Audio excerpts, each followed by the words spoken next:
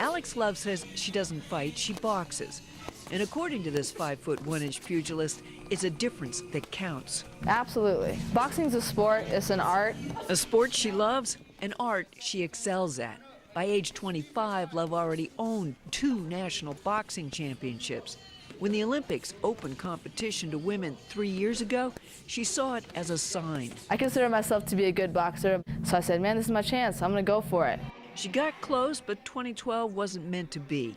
Now she trains for 2016 as a member of the Army. I joined because I wanted to serve my country, I wanted to be part of something bigger.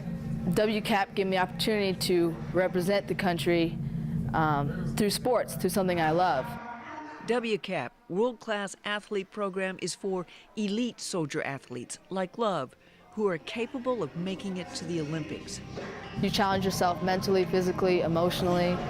You know, whatever happens in that ring, you come out, and it's the best feeling because you know you put your best foot forward. Love will be stepping into the 112-pound category at the upcoming Olympic trials, where she looks to make herself known as an artist of distinction. Gil McCabe, Colorado.